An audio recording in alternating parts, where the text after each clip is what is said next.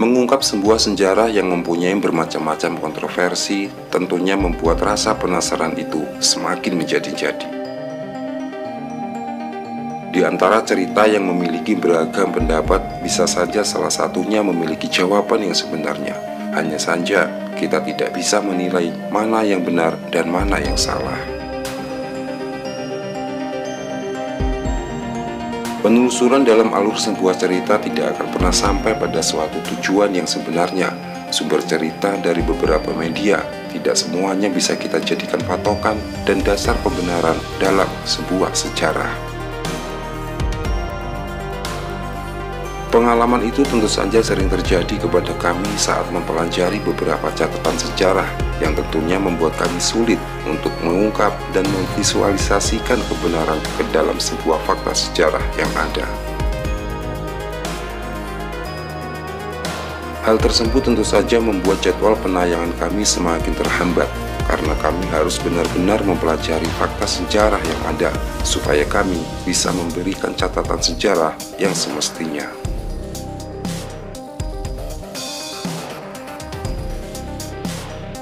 Untuk melanjutkan perjalanan kami menelusuri cerita sejarah, titik awal yang kami mulai dari Pulau Bangka, Belitung lalu akhirnya menghantarkan kami ke penghujung Pulau Bangka ini untuk menelusuri sejarah di kota lainnya sebagai tanda keseriusan kami untuk memberi informasi kepada Anda. Deru langkah yang berkombat dalam perjalanan IR membawa semangat dan amanah besar bagi kami untuk menggali sebuah informasi. Dan inilah perjalanan kami menelusuri jejak sejarah di Kepulauan Riau, Tanjung Pinang.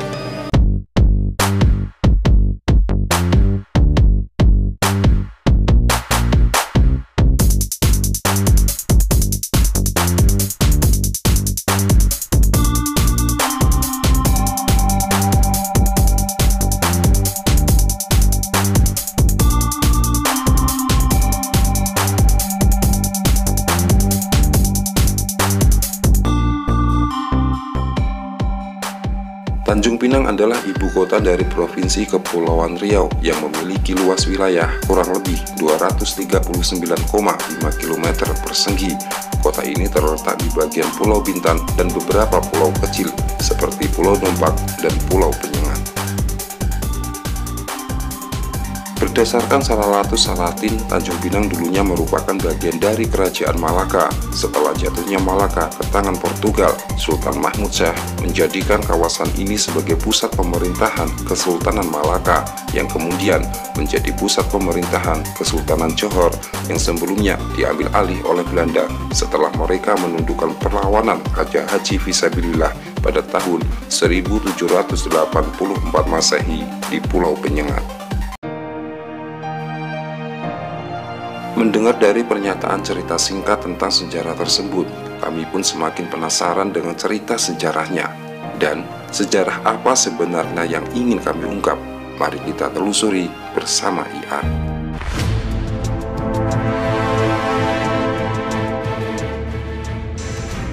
Tanjung Pinang selain menjadi ibu kota dari Kepulauan Riau juga dikenal mempunyai penduduk yang identik dengan suku Melayu yang tentu saja mempunyai cara dan gaya berbicara santun yang khas.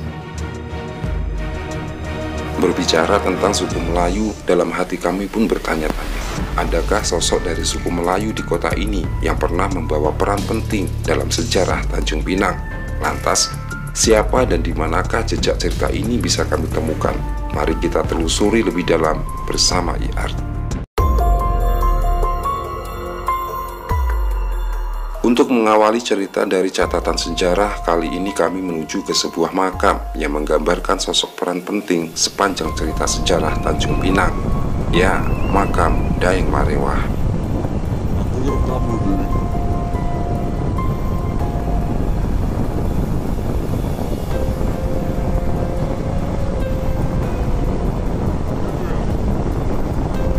Daeng Marewah adalah sosok religius yang menjabat sebagai Tuan Muda Satu atau Perdana Menteri yang berada di bawah pemerintahan Sultan Sulaiman Badrul Alam Shah pada masa Kesultanan Johor hingga Kesultanan Lingga.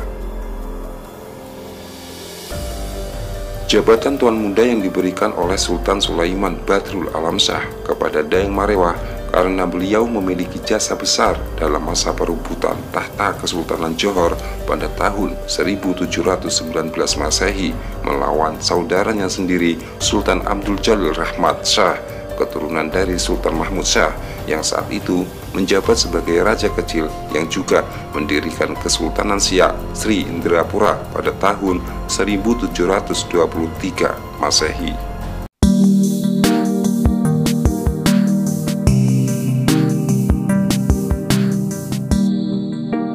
Daeng Marewah menduduki jabatan sebagai Tuan Muda I pada tahun 1722 Masehi hingga 1728 Masehi yang juga diberi gelar Kelana Putra atau Kelana Jaya Putra.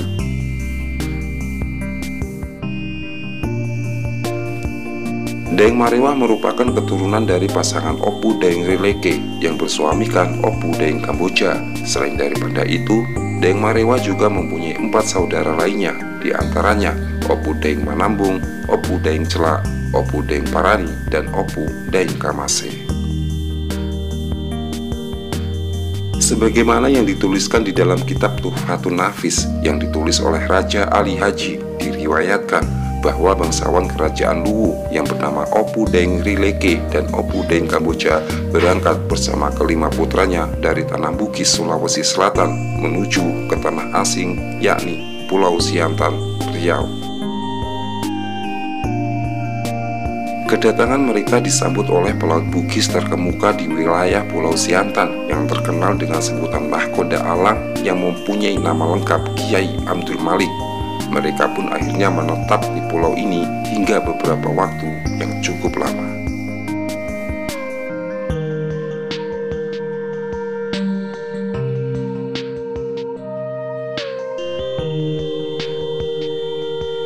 Menelusuri silsilah Daeng Marewah tentu saja tidak akan berhenti sampai di sini.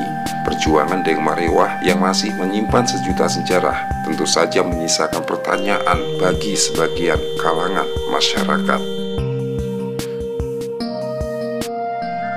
Perjuangan yang dilakukan oleh mendiang Daeng Marewah tentunya membawa sejarah berharga bagi kalangan masyarakat, khususnya masyarakat bersuku Melayu, hingga menghantarkannya ke titik akhir perjuangannya sampai akhirnya wafat dan dimakamkan di Kampung Bugis, Tanjung Pinang, Kepulauan Riau, Indonesia.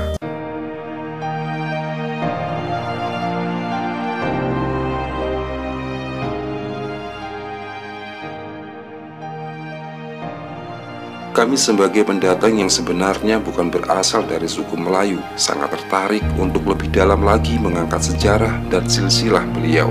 Meskipun kami sedikit menemukan perbedaan dalam penulisan tahun masa kepemimpinan sebagai Tuan Muda I Kesultanan Johor sampai Kesultanan Lingga.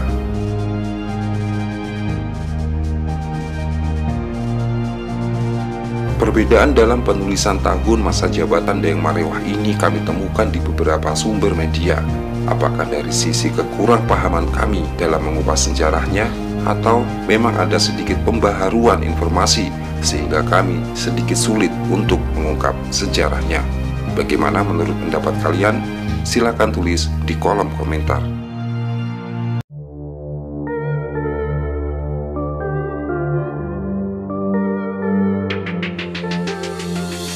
Inilah serpihan sejarah mengenai perjalanan dan perjuangan Daeng Marewah yang tentu saja masih banyak catatan sejarah yang harus kami telusuri. Jangan lupa untuk terus mengikuti perjalanan kami yang akan kembali dengan sejarah yang selanjutnya yang masih membahas tentang silsilah penting dari Daeng Marewah. Semoga tayangan video ini mengingatkan kita kembali tentang sejarah yang bisa kita ambil sisi positifnya. Tayangan video ini bertujuan untuk mengabadikan sejarah-sejarah yang ada di Indonesia yang mungkin saja suatu saat akan hilang tanpa jejak akibat dari kejamnya zaman. Salam IAR.